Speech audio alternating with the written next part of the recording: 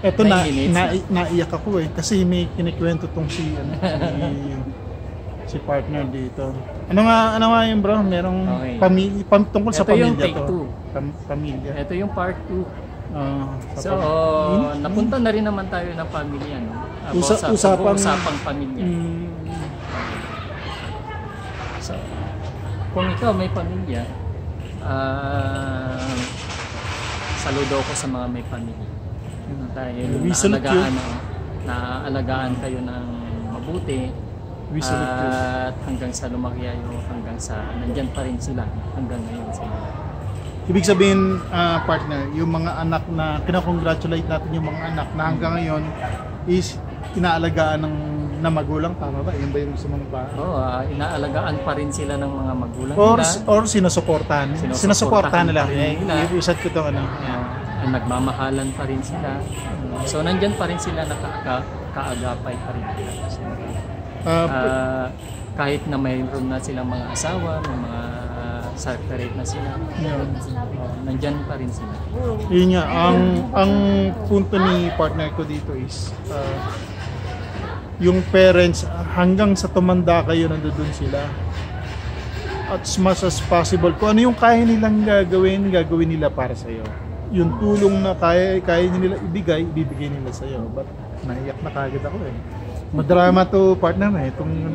Kasi alam ko meron kang pinagdadaanan. Me too, meron ding pinagdadaanan. But ayoko umiyak kasi sa camera eh. Naiyak na ako. Dito sa channel na to, pangilang iyak ko na to ha. Kinakat ko lang kasi hindi, tinatawa na lang natin. Kasi kaya namin to sinasabi sa inyo kasi alam namin ang hirap ng mga magulang. So naramdaman ko na rin yan okay. Buti nga yun gano'n nangyari sa inyo. Pero sa side ko, kung ako ay tatanungin ninyo, sa side ko, hindi ako lumaki sa akin. Lumaki ako sa lansangan. Lumaki ako sa hirap at nakasurvive. Tulong na rin ng mga ibang mga tao, iba't ibang tao, hanggang sa lumaki ako, hanggang sa nakapag-asawa ko. Ewan ko pa. Takti para, ayoko nung ganitong content, naiyak ako eh. Huwag ka umiyak, hindi naman kita pinapagalitan. Hindi kasi, naintindihan ko yan. We have, ano ba yan? We have walked along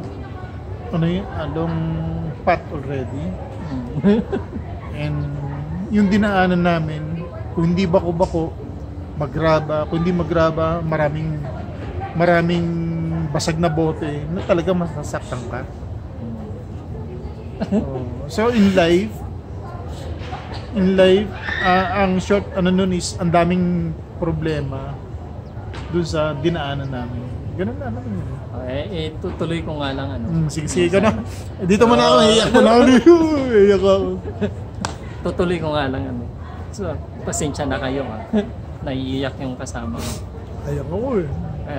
Kailangan ko ng inom na So, pero ito, tubig lang to. Nasa buti. So, lumaki ako na walang pamilya.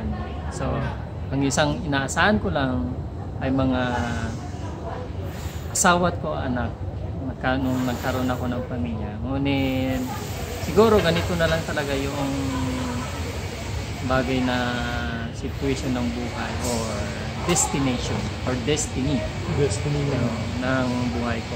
Pero hindi pa rin ako nawawalan ng pag-asa. Pero dahil sa maraming mga masasakit na bagay, hindi mo kaya siguro kung iba akong tao, bumigay na ako. So dahil sa maraming problema mula pagkabata, walang tahanan. Ayoko ng ganitong ito yung content na madrama.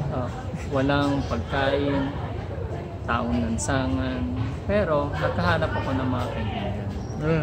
Sa mga bata ko. And then hanggang sa napabuti ko yung kalagayan ko, nagkaroon ako ng pamilya. Karoon ako ng mga anak, pero hindi pa rin acceptable sa mundo ko yun. Ibig sabihin... Teka muna partner. Ilan ba yung naging anak mo? Tatlo. Si misis mo yun ang anak, ano? Ay, Ikaw. oo nga. Sorry ah. Sila, Clear lang natin, hindi ako ano lang, nanganganak. baka mamaya Hindi isipin ako nyo. nanganganak ah. So, tatlo pala yung, sa ano yun, sa una, sa pangalawa, awanin. So, Awan sa pangalawa. ibig sabihin, nagsama kami ng mga 10 years. Nagkaroon din ng mga problema dahil sa mga pandemic. And then, wala nga trabaho. So, iniwanan man ako ng asawa ko at nag-asawa ng iba kahit nakasal kami. So, ang mga anak ko naman ay nandyan naman sila. Ngunit, hindi naman sila naka-stay sa akin. Minsan ang anak ko na isa ay pumupunta sa akin. Yun ba yung ibig kong sabihin na masakit sa magulang bilang isang magulang na ang anak ay iiwanan ka. Yun na nga lang yung tunay na kaligayahan mo. So, iba kasi ang mundo ng mga bata ngayon. So, ina-accept ko na lang na nag-iisa, kaya naman nagkaroon ako ng mga kaibigan. Eto, kaibigan ko, si Baguio Vlogs. Si Baguio Vlogs. Isang channel ko yun. Itong channel to is Baguio Life. Buhay Baguio. Yun, Boy Baguio. Baguio Life eh. Baguio Life. So ito yung doon ko i-upload tong na to. Yun. Para hindi pa siya monetize kung sino makakapanood dito. Please subscribe lang kayo. Tsaka parang awa nyo na ha, mag-like kayo ha. Sige, ituloy. So yun, nagkaroon ako ng mga ang punto ko lang noon is siyempre ay express ayaw ko yung masiraan ng loob. Ayaw ko masiraan ng loob. Kaya gumawa ko ng paraan para ikabibisi ko. At ito nga yung pagkakaroon ng